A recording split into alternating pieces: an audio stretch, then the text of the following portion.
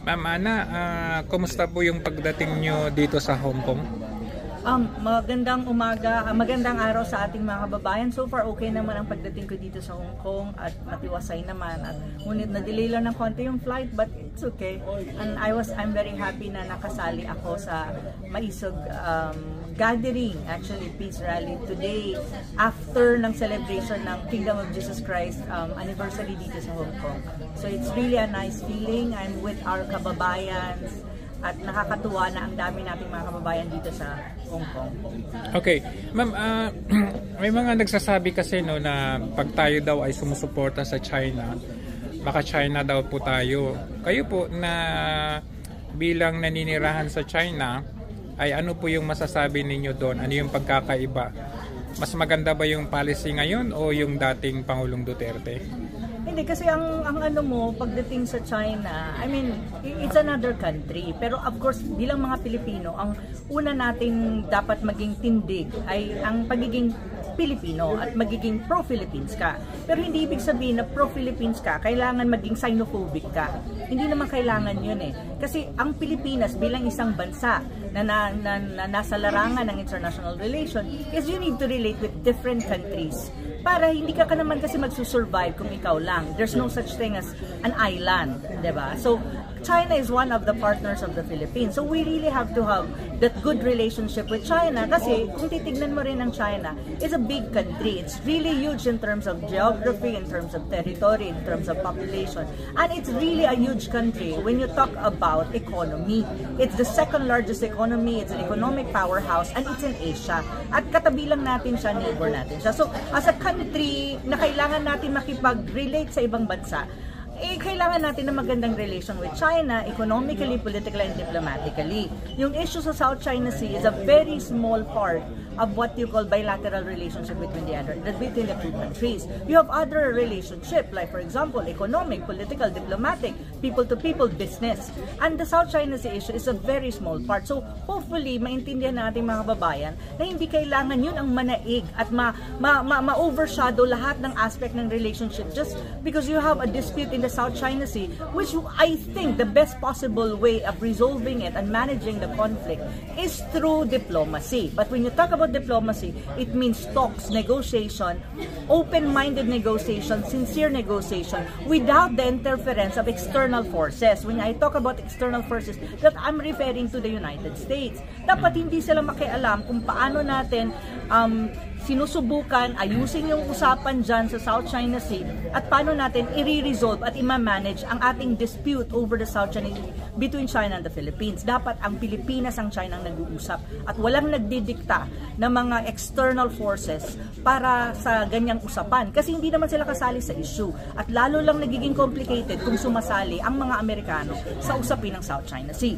Dapat maintindihan niya ng ating mga kababayan kasi ang ano natin, kung papapasukin nyo ang Amerikano sa usapin na yan, magkakaroon, I mean, the Americans will push us and will use us as a pawn and a proxy with its geopolitical competition with China. And that is not within our national interest. Mauuwi tayo sa gera na ginagamit lang tayo ng Amerika. Wala naman tayong mahihita doon kasi hindi naman yan makakabuti sa ating gobyerno, ay hindi na makakabuti sa ating bansa, sa ating ekonomiya. Lalo, ang mangyayari pa niyan, ang ekonomiya ng Pilipinas is magkakaroon ng negative backlash precisely because China is our largest trading partner, source of investment, and source of many things. So, kahit nga export natin nasa China, ngayon nga dahil nga sa South China Sea issue, nagkakaroon ka ng less importation of banana and probably many other export natin ay mababawasan. And that would have a negative impact on our economy. One thing that we have to remember, we have a large contingent of OFWs in China, not only the mainland, but even in Hong Kong. Now, kung hindi natin gagandahan ang relationship natin with China, maaapektuhan po ang ating mga OFW na kung saan ito ang ating tinatawag na ating mga bagong bayani. Kasi sila ang nagre-remit ng ano natin remittances, malaki ang contribution nila sa ekonomiya natin So kung hindi maganda ang relationship natin with China, maaapektuhan ang ating mga OFW. At probably, hindi na rin siguro pag sobrang magkaroon talaga ng close, parang sobrang bakbakan na between China and the Philippines over the South China Sea, baka mag-decide pa ang Chinese government na hindi na tumanggap ng mga Filipino overseas workers sa mainland and even Hong Kong. Do you really think it's good for the Philippines and for Filipinos? Of course not. So, ang sinasabi ko lang, there's a way to resolve the conflict in the South China Sea. Pag-usapan yan, diplomasya, at hindi yung tinatawag nating belligerent, confrontational, and beholden foreign policy of the current administration. And I really hope the President would understand this. Kasi kung mahal niya ang Pilipinas, di mahalin niya talaga ng totoo ang mga Pilipino, hindi ganito. De-escalate the tension in the South China Sea kasi baka mauwi tayo sa gera na hindi naman natin gera at hindi naman tayo magbe-benefit. Mawawasak ang Pilipinas at mawawipe up tayo sa mapa kapag nagkataon. At ngayon nga, hindi lang nga ang China ang problema natin. Even Russia is already coming into the picture. Yeah. Kasi bakit? May mid-range missile launcher kang nilagay sa Luzon. And even President Putin just yesterday was mentioning that in his meeting among the generals in Russia, saying na mayroon daw nilagay ang mga Amerikano ng mga missile dyan sa Luzon. So that is another issue because Russia is reacting. So parang may dalawa kang giant and superpower countries, militarily speaking, na hindi maganda at hindi kaaya-ayang ating relasyon. So anong tawag mo sa Pilipinas? Gusto ba natin yun? Of course not. So sana naman mga Pilipino, gumising po tayo. Huwag tayong magpadala sa emosyon ng mga jingoist dyan na talagang inuudyok tayo na labanan ng China or even be on the side of the United States against Russia and China. That is not our national interest. At wala tayong mapupuntahan dyan kung di kawasakan lang, mawawasak ang bansa natin. Kung mahal natin ang bansa natin, wag nating hahayaan mawasak ito. Take note mga Filipinos, kahit saan pa tayo nagtatrabaho, nag-aaral, iisa lang ang bansang uuwian mo, and that's the Philippines. So we don't want our country to be destroyed because of the interest of other countries. We have to protect our own interest as a country and we have to survive as a country. Yan po ang aking mensahe sa ating mga kababayan. Sana po gumising na po kayo. Kailangan natin gumising, kailangan natin maging mature at kailangan natin ipaglaban ang bayan natin sa tamang paraan. Maraming salamat po. Ma'am, last na lang po. Okay.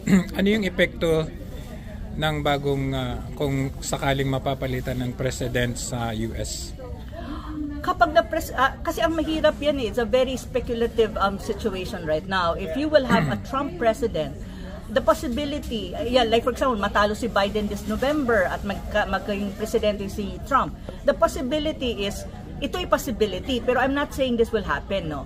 Pero ang possibility, since ang ano ni Trump, ang foreign policy niya is ayaw niya sa gera, itatry niya i-resolve ang Ukraine conflict and i-de-escalate ang tension sa Taiwan and even the South China Sea with China, probably the policies of the current government of the Philippines will change, but that is a speculation because we really don't know also how entrenched and how deep is the influence of the Americans in the Philippines.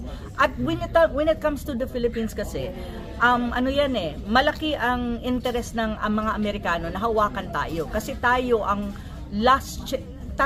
kasama sa island change.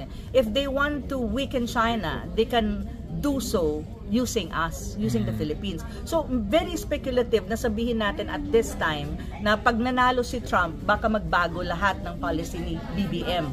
Hindi natin alam yan. We have to take note of the fact na the Marcoses also, they have their own interests and they're running after that interest. So, yun din yung isipin natin na hindi ibig sabihin na pag nanalo si Trump, magbabago ang takbo ng Pilipinas. I don't know that's an speculation, pero siguro mga Pilipino, hindi natin iasa sa ibang bansa ang pagbabago ng Pilipinas.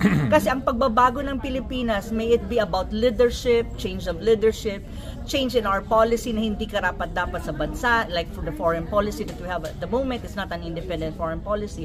It should not be in the hands of foreigners or other countries. It should be in the hands of Filipinos. Tayo ang may hawak sa destiny ng ating bansa. Then we have to make it. Paano natin hawakan yan?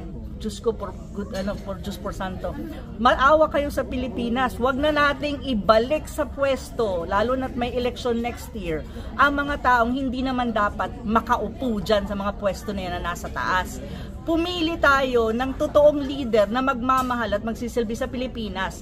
Pero ang ibig kong sabihin din dito, yung may competence. May competence talaga. Competence is very important. You have to choose leader. They may not be popular, but we know that they can do something and they have the competence. in terms of knowledge, in terms of education, in terms of track record. Yun ang kailangan natin, or else the country will never change at all. You elect the same people, they will have the same thing, and the Philippines will not change. So, importante, ang hamon kasi sa Pilipino ngayon is hawakan nyo yung tinatawag nyong boto. Kasi malapit ng election, next year na yun, May ata eh.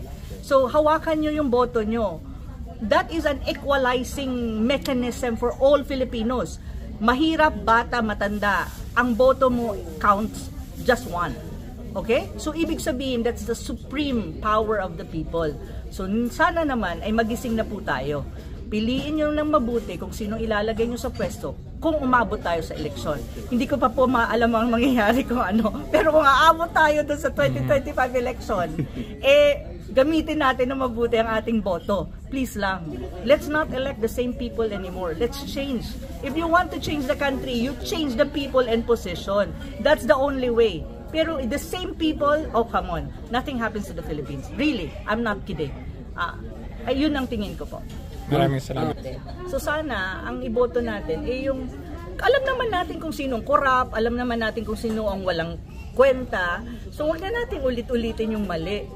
Let's exercise our sovereign rights to elect people who are competent. The word competent is very, very important. Kasi if you put people in position who are not competent at all in every aspect, hindi nakatapos man lang ng college, and you elect as a president, oh my God, that is really not good for the country. So this is lessons learned. And I hope we learn from our lesson, lalo na ngayon, because the Philippines in a worst case scenario at this time in our history. So I hope this will be a big lessons for us, including myself, no, of course. So let's exercise what is right and what is good for our country.